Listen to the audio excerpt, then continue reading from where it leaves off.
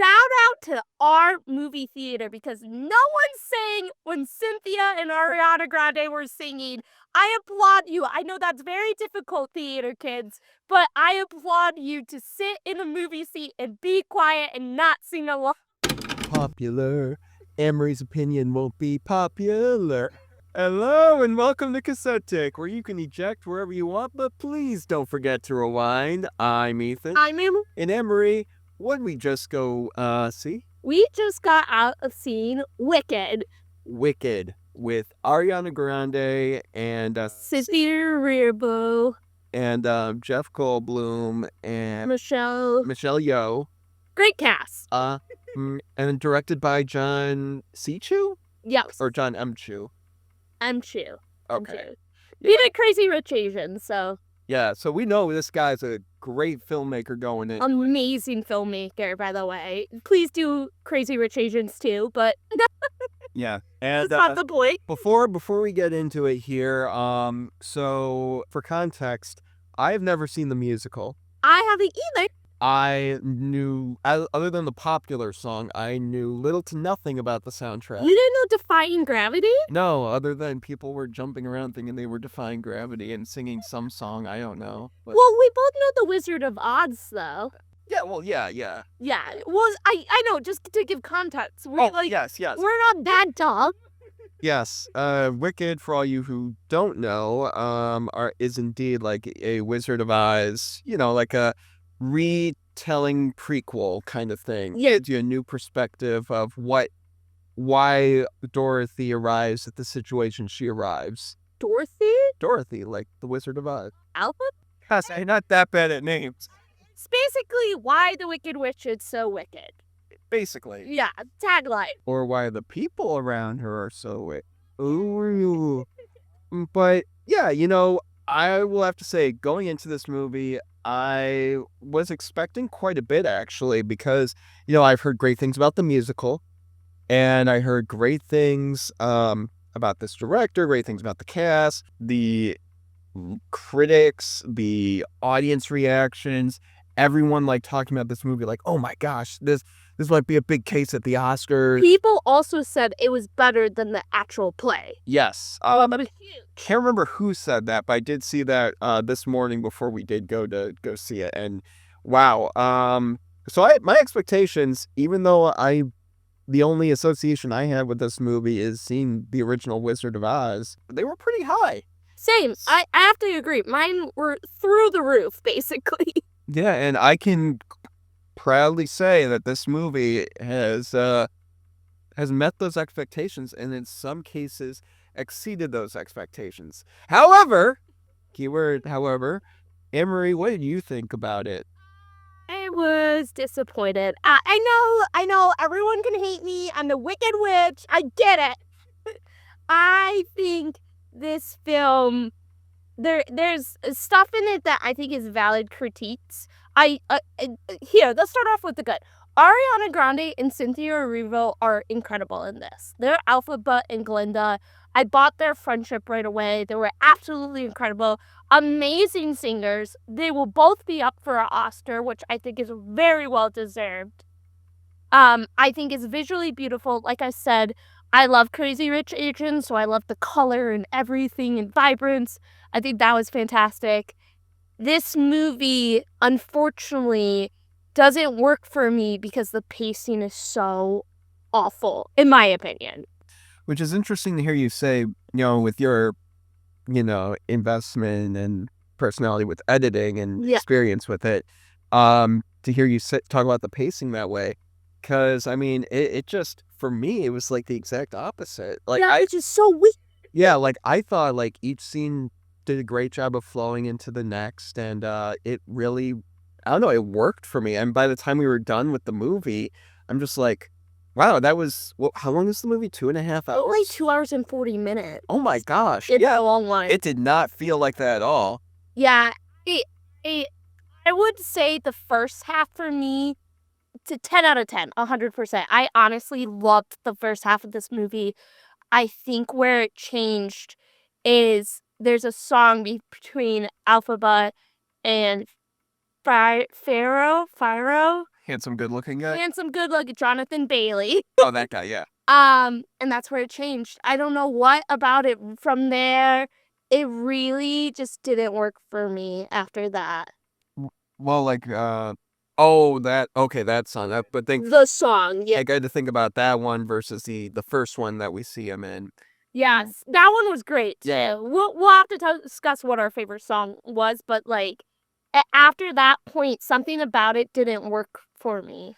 Which, I mean, I do acknowledge that does take quite a shift, after that song, and it does become a kind of different movie and all. Again, this is a part 1 of a presumably two-part situation here. And again, we've never seen Wicked, so we don't really know where it goes from here. Someone tell us what's next. No, we watched the movie. We only know part 3, which is Wizard of Oz. What's the second part? Yeah, I mean, my theory was like this part 1 in quotes was like just gonna be Wicked in its entirety, and then the part 2 was gonna be like a retelling of The Wizard of Oz. Which I actually don't think you're wrong. I think there might be parts of it actually. Like, and again, I've never seen Wicked. I'm not sure if Wicked within itself is, again, The Wizard of Oz continuing like and starting and ending from more so Alphaba's perspective, so like that's another theory that I kind of believed in the first half. I thought this was gonna be Galinda's movie, and then the second part was gonna be Alphaba's movie. Wow. Like, I mean, I could see that going into it. Afterwards, though, again, I don't know where it goes other than like either it's a retelling of The Wizard of Oz from Alphaba's perspective, or it's just like they recreate The Wizard of Oz with this new perspective going into it. You know what I mean? Yeah, I only know one thing, and this is kind of spoilers, so I can hold off on saying it. One thing about it that kind of makes sense, but yeah, like to me, I'm missing half of the story, and like you said, I kind of said right away to Ethan, I'm like, I didn't love this as much as I thought I was. And Ethan goes, well, now you know how people felt with Dune and Dune Part 2. And I'm like, I totally understand. Like, I feel like I'm missing something. Yeah, and I mean, yeah, like you were just saying, Doom Part 1 was a very similar situation where it's just like, where's the rest of it? Yeah, you're missing so much. So hopefully Part 2 can like kind of wrap, because there's stuff in that I'm just like, wait, what about this? Or what about this? Like, they make a lot of references to The Wizard of Oz. Like, Glinda clicks red shoes together 3 times, which I thought was cute. There's, like, water, like, oh, don't get wet, because, like, obviously Wizard of Oz. Like, there's parts of it that I'm like, okay, but, like, what's next? Right. I mean, I could completely get your take on that. But I don't know. For me, it just altogether really worked. Where, even with the story we were given, I felt it was a very cohesive story. I mean, of course, there's a bunch of stuff that is not resolved within the span of this movie that, of course, we're probably going to be getting in the next one. Otherwise, then I would have problems. Yes. But, in this one, I felt like, because I mean, with Doom Part 1, I loved Doom Part 1 by itself as well. And there were a bunch of stuff that, like, of course, the main story thread that they were going from that movie was somewhat resolved, but like, there were a bunch of stuff going on, like the overarching storylines were not, Yeah. and some other ones, minute ones as well. And those were for the second one, but was still able to be told in very cohesive fashion, in a very, like, masterful fashion. Here, I feel like it was similarly done. Do I think, though, that, it's one of the, like, greatest things I've ever seen? I don't know, I have to sit on it a little more, but, I gotta say, this is a very well-made film. The direction is fantastic, the cinematography is excellent, the choreography, the set design, Oh my gosh. It's so pretty. It makes you want to go into the world. which brings me to one of the songs. It's not my favorite song, but it's my favorite, like, dance situation where we have the prince Jonathan Bailey. Jonathan Bailey, and Scared.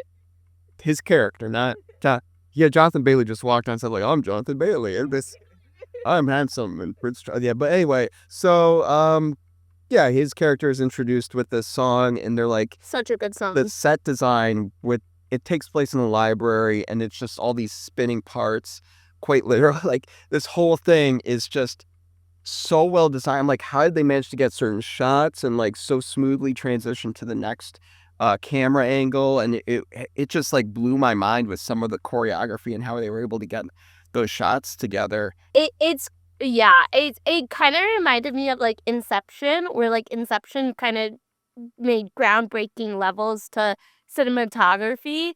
This is how I felt. And I don't know if you know this. I checked before I went in. This is like the highest rated musical movie Really? right now. I think Rotten Tomatoes it was like at 96%. Dang, I know that was the highest. I know, right? Isn't that insane? And I feel like a lot of movies don't promote that they're musicals. Like we saw Mean Girls earlier this year, and we like half of the people didn't know it was a musical. This movie leaned into it. It's like, yeah, this is a musical. Like, how do you avoid it? It's wicked. But yeah, I think that was a great song. Like, there's great stuff about this. Please don't hate me, people. Like, I did like have a smile on my face, but still. Guys, don't hate her. I'm already doing that for you.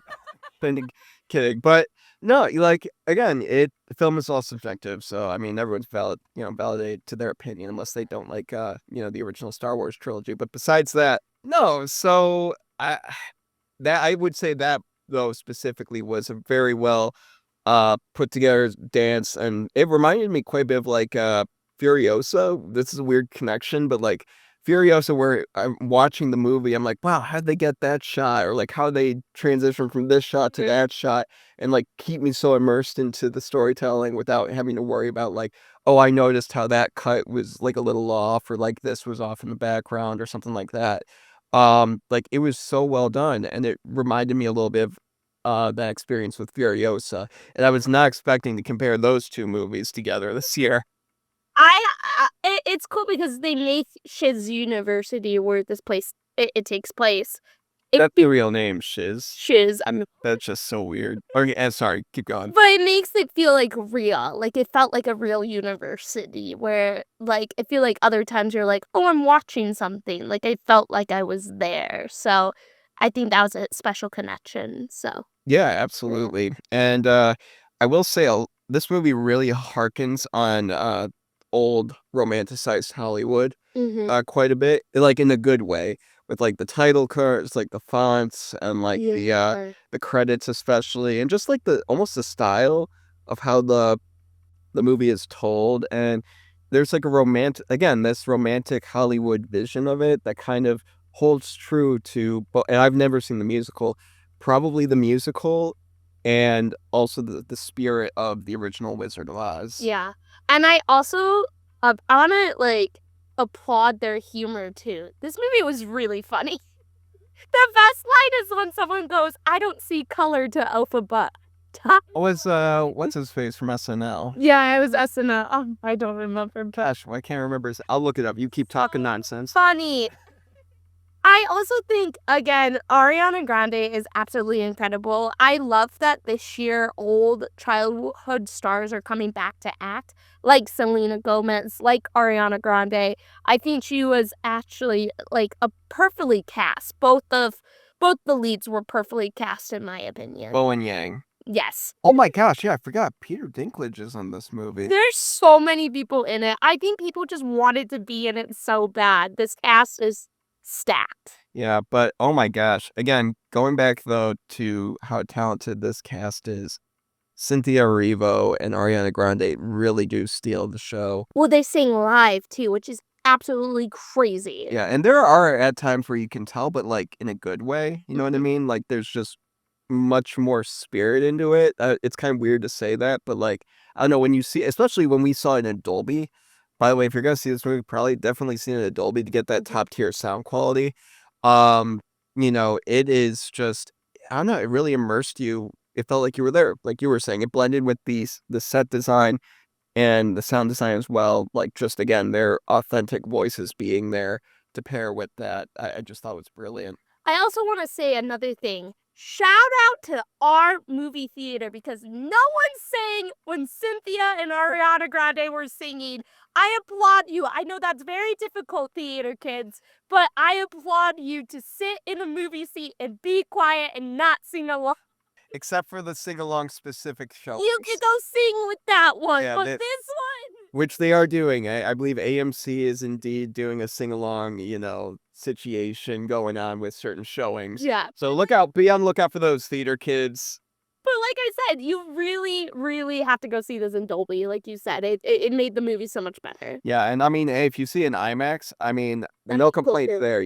This movie, again, visually spectacular. Yeah. So I would have to say that just go see this movie. Absolutely. Because even Annmarie, who... Oh, hold on. You didn't even ask me my... But I'm just saying, like, even you who didn't like it as much as you thought you would... Yes. You still, I feel like, did enjoy... Cinema. It's cinema. It's cinema. But you still got something out of it, and you still are glad that you saw it. Absolutely. Yes. Yeah. So with that, guys, we are going to be giving our little score here. And Annmarie... Yes. Yes. Out of 10 Oh. Ruby Slippers, what would you give this movie out of 10?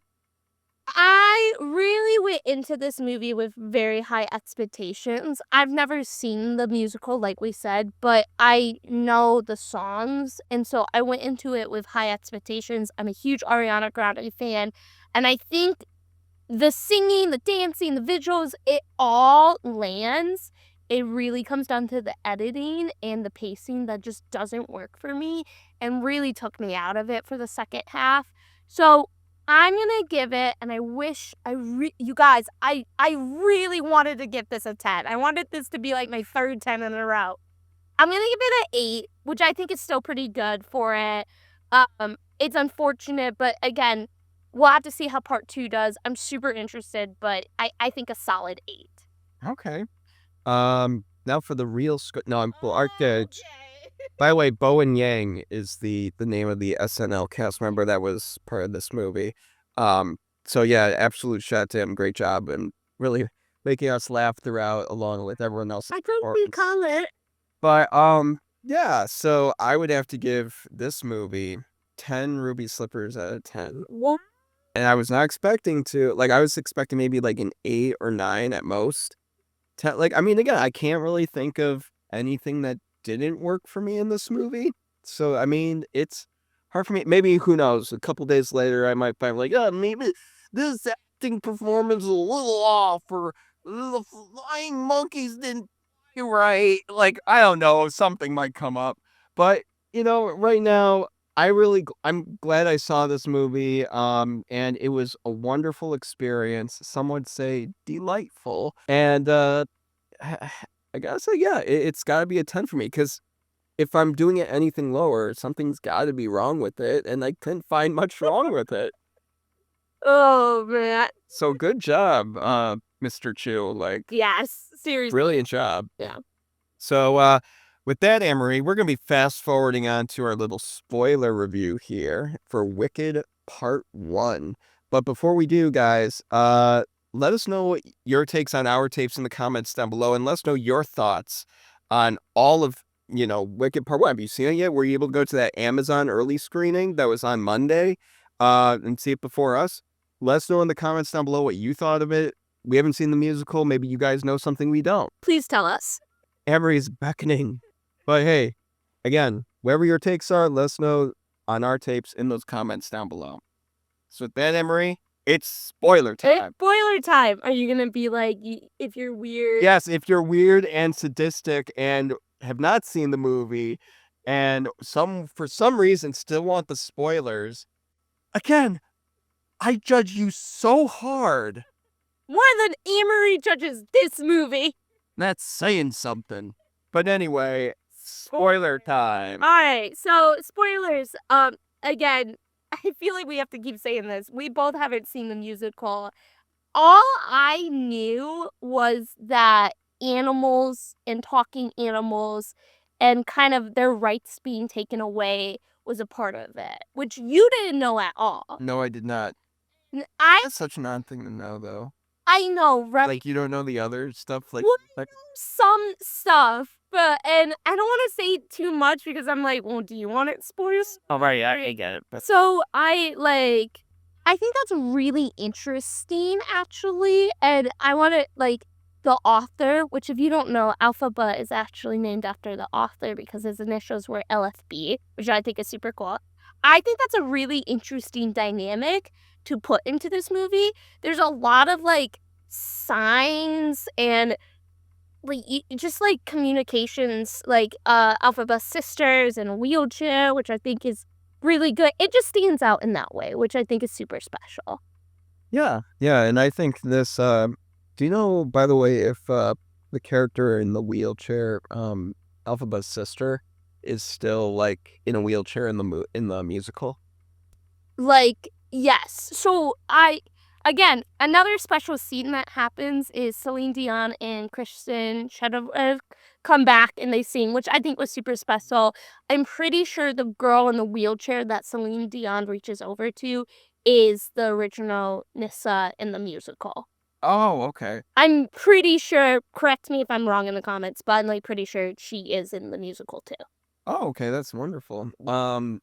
Representation. No, I was just gonna say, though, that, like, this movie does a great job of, being, very, like, yeah, representation. And, you probably all hear that to death when it comes to movies, like, "Oh, we need representation here and here," and then people on the other side, like, going, "Oh, woke, blah, blah, blah." But I don't know, I think here it's just so well done and so seamlessly done, and It's not shoved in your face. like, it is and isn't at the same time where it's just, like, a perfect blend of both. Mhm. And I don't know, I think more movies should take note of that, of, like, just doing it rather than, like, just making it a talking point. But anyway, that's another conversation. But I just think this movie did a great job of that, like, for people that are, in wheelchairs, for people that have something that's different about them that, isn't typically, like, this movie does a great job of handling that in a very universal way. So, pun intended. What was we kind of already talked about it, your favorite musical part? So, again, dance sequence and all that, I would have to say it's the library bit. Mhm. And I can't remember what the song is called that goes with it. Jonathan's Bailey song, basically. Yeah, like, but the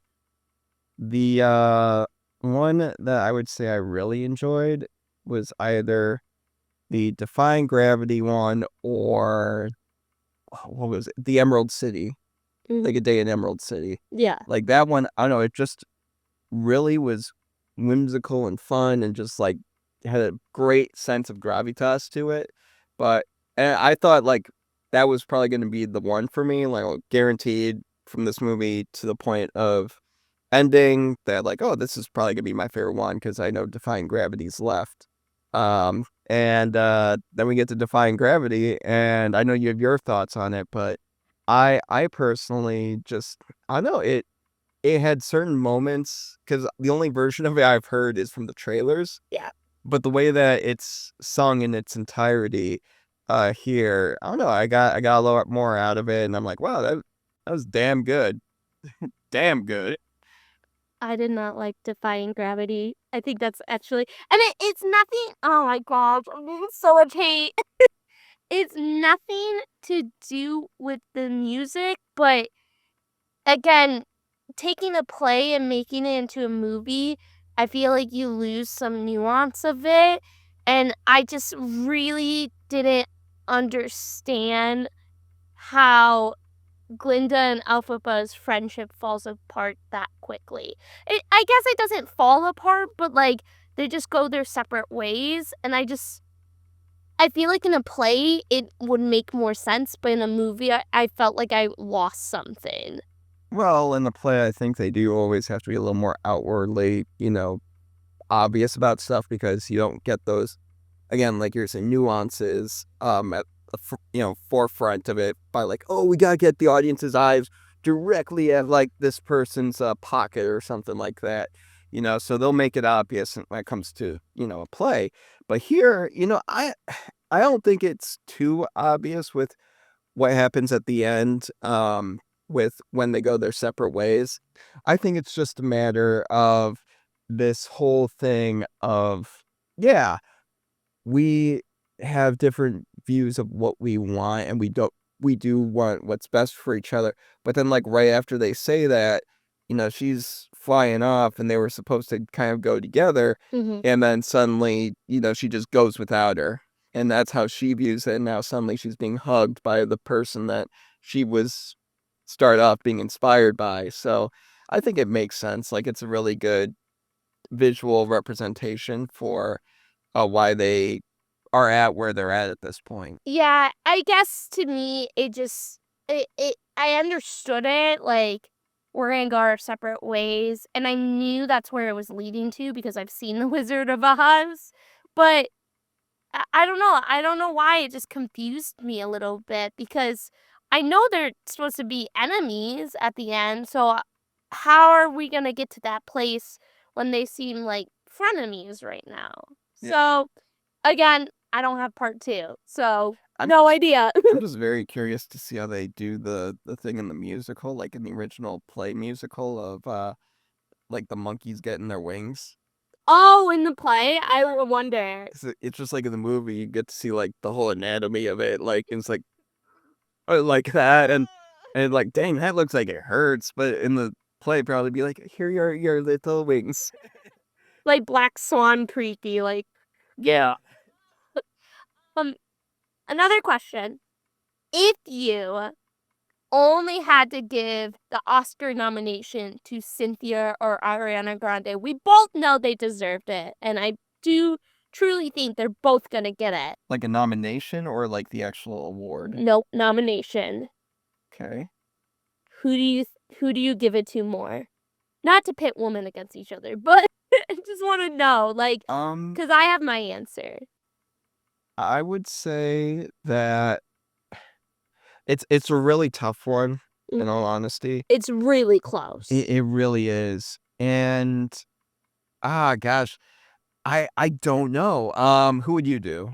I I think Ariana Grande did a better job than Cynthia. Cynthia did an amazing job, and really, it's like one role in a way because I know in the Emmys they kind of combined it so the two of them would win. Oh no, Oscars. Oscars, excuse me.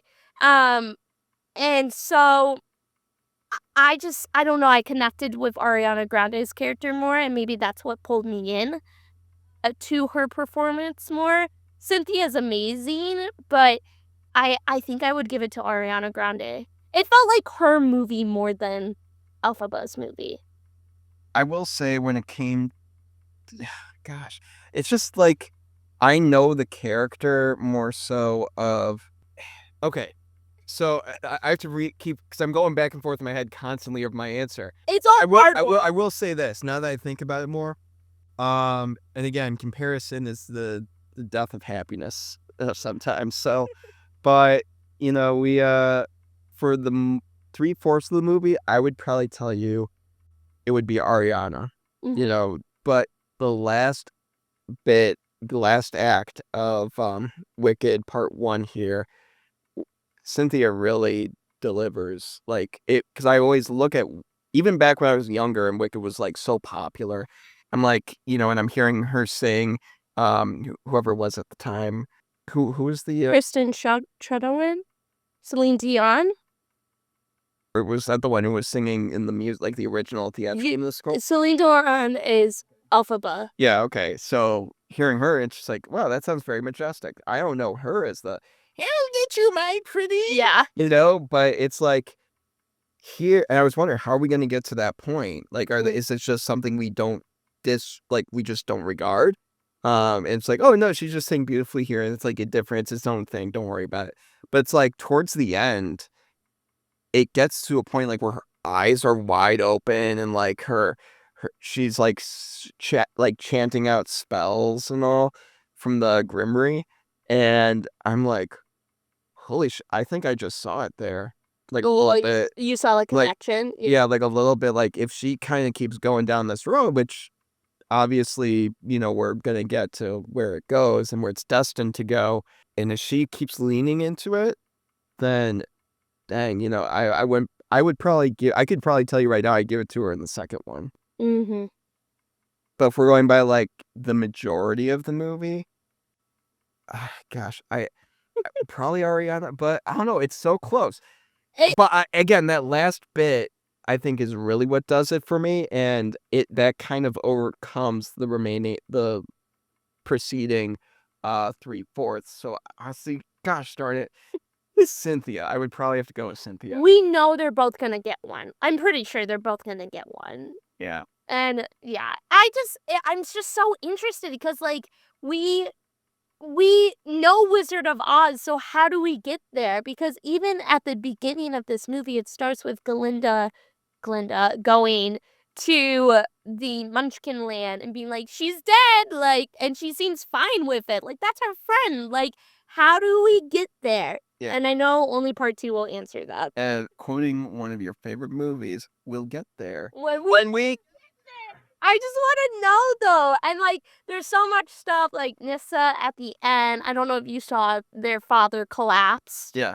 At the end, so I'm sure that's something. Ferrero, like I'm sure there's something there, like animals talking, because in the Wizard of Oz, do animals talk? I'm pretty sure they don't.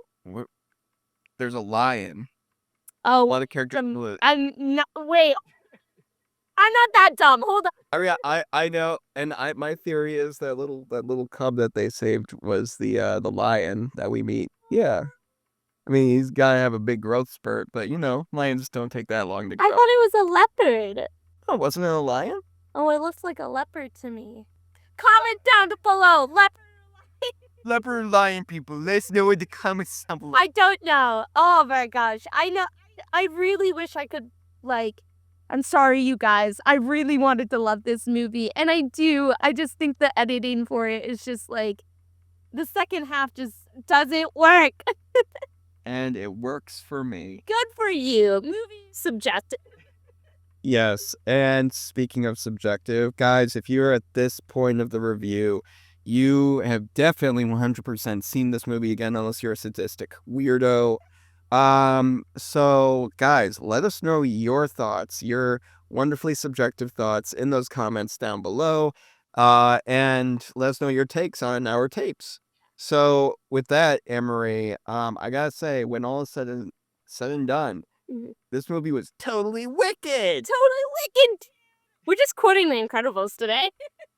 Yeah, or we could go back to a little thing and say it's totally wizard. Wrap it up. But hey guys, thank you for joining us on this episode of Cassette Take. We hope you haven't ejected thus far into the podcast. But whether you have or haven't, please don't forget to rewind. I've been Ethan. I've been Annmarie. And we'll see you next time when Wicked Part 2 comes out. Oh, popular. Or see you sooner when the second part of Glicked comes out. It's got to be tomorrow. We're seeing Gladiator Part 2. So stay tuned for that, and we'll see you there. Oh gosh, Glicked? It's a thing!